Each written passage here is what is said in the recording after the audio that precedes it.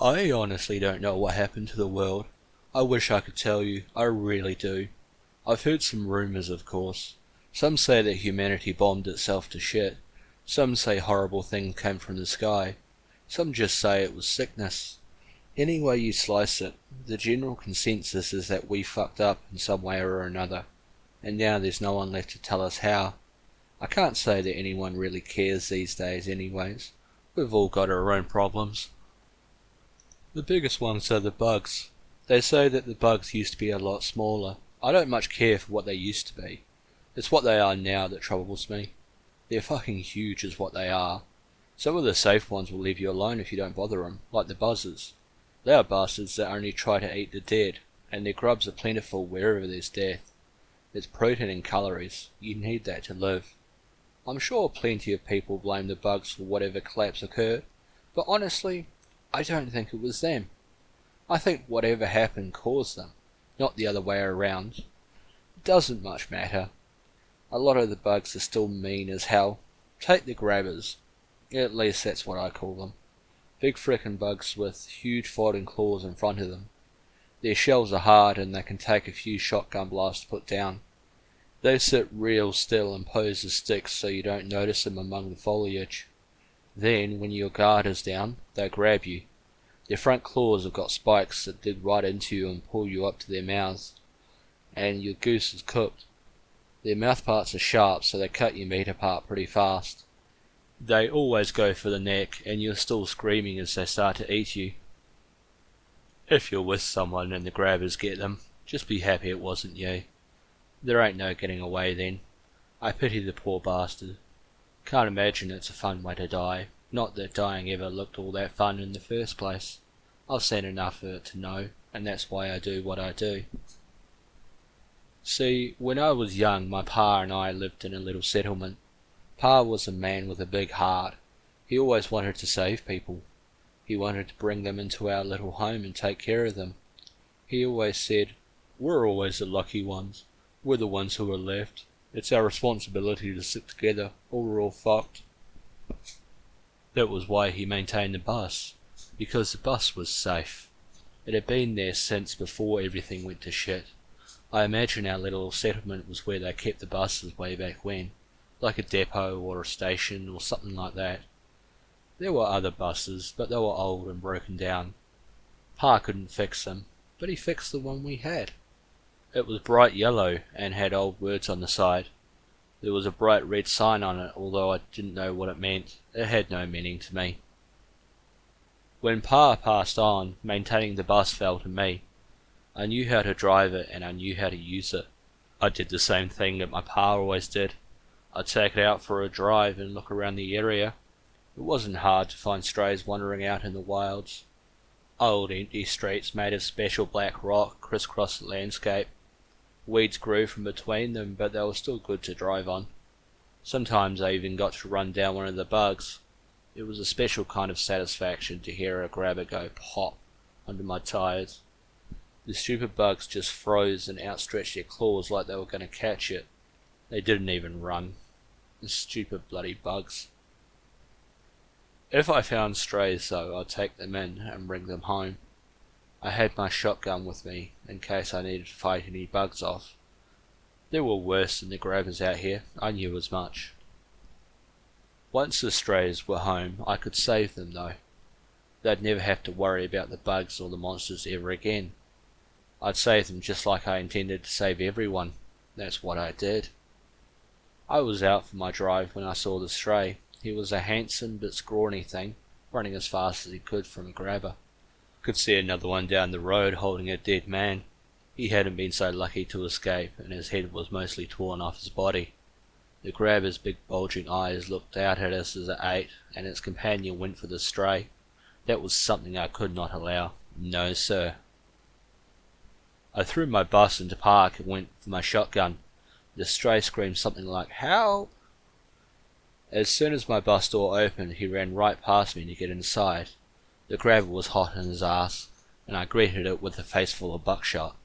Their shells are tough, but their eyes aren't. That bug's eyes blew right out. I could hear it chittering angrily as I gave it the other barrel. That was enough to keep it from going after me in the stray. I closed the bus door and looked around at my new companion. He looked like he was about to cry. He was young, somewhere in his 20s, with short, messy blonde hair. He was still panting heavily. No doubt he was terrified. Plus, from the looks of it, he'd just lost a friend. I knew that couldn't be easy. The grabber slammed itself against my bus's door, leaving white blood on the window. I knew that if it tried, it could pry the doors open. I'd seen them do it before. Immediately I was behind the wheel and throwing the bus back into drive. Part of the claw had slipped through the door and it was torn off. I launched my bus straight for the other grabber who was in the middle of its meal. The stupid bug didn't even move as I ran it down. My passenger screamed, but I just laughed.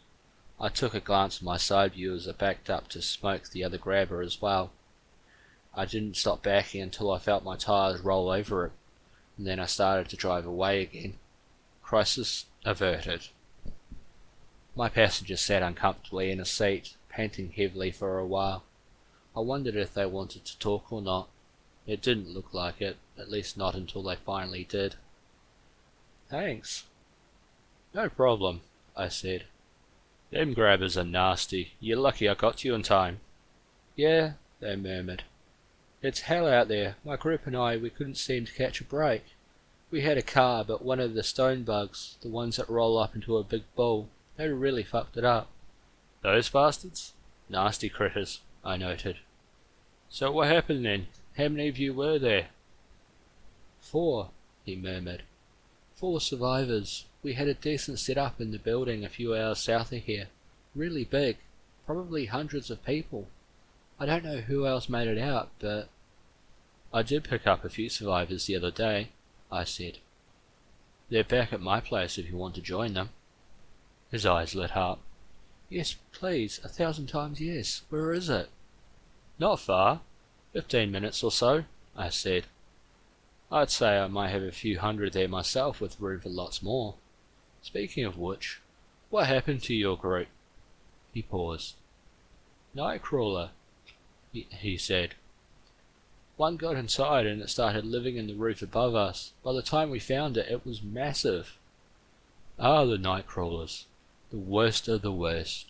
Massive bugs with 8 spindly legs and webs that went on forever. Fucking with one of those without help was almost a death sentence. The worst part was they were quiet. I'd seen one almost the size of my bus in one of the garages. It slipped past my pa and everyone in town without being noticed. We'd locked it in and hoped to starve it. We figured it didn't have a chance in hell of getting out." "We managed to kill it," my passenger said. "It was a hell of a fight, but we did it.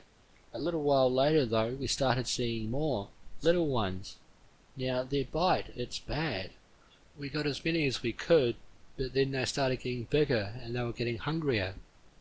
Around that time, someone found an egg sac. There were probably hundreds of them.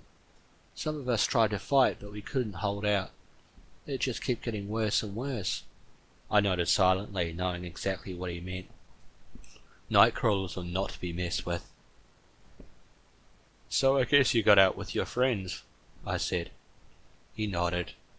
"Yeah, then the car got busted and we had to walk. The grabbers got us."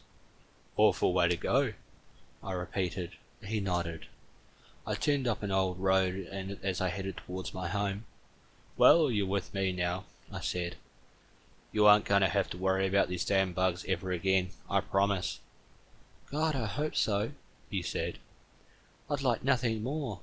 He trailed off, noticing massive hairy legs amongst the trees as we passed. I could sense the fear coming off of him. "Don't you worry," I said. "It's dead, I promise. The body's more shell than anything else." "That's the biggest nightcrawler I've ever seen," he murmured. "How the hell did you kill it?" "Not easily," I replied. "We found it in one of the sheds a few years back. My pa tried to trap it inside. It didn't like that. Took it a few days to get out and it raised hell. We shot it and burned it and eventually managed to kill it. It raised hell before we did though. Plus all that commotion attracted some grabbers. It worked out in the end though." "How the hell did you get out of that?" my passenger asked. I didn't answer. I just pulled up to the front of my terminal. "Ask him yourself," I said, and gestured for him to get off. As he did, I watched him and picked up my shotgun. I glanced out of the rear window as I reloaded it. I waited until he had closed the door before I took aim and put both barrels into his back. He didn't scream. He didn't even see it coming. He just died. I reloaded my shotgun, just in case, before stepping out of my bus. I grabbed him by the arm and dragged him towards the door. The smell hit me as soon as I opened it. That dark place stank of rotting meat and decay. I could hear it buzzing deeper inside. The buzzers were probably hungry for a fresh meal. Hopefully they had eggs to lay as well. This fresh corpse would be ideal for that. I let the body drop once it was inside. The buzzers would find it a proper home, like they had for all the rest. How many were there? I really don't know. My pa, the other victims of that night crawler, those who hadn't been dragged off by the grabbers or whatever strays I'd found since. Most of them were just fragments of decomposing bone. No meat left. The fresh one had grubs feasting on their rotten meat. Those grubs would be good eats later on, when it was time to harvest them. Everyone might have been dead, but that was no reason to let them go to waste, right? In my messed up world, we all die. One day, someone will manage to kill me, and I won't mind it one bit. I only need to die once, and then I won't need to worry about the bugs or anything else ever again. Just like my now former passenger. G'day guys, and thank you very much for listening today. I'm sorry for the absence as of lately. I've been a little bit sick, and for once the sickness took my voice, which was a bit of a pain, but I hope the story has made up for it and you otherwise have a fantastic day. Cheers and goodbye.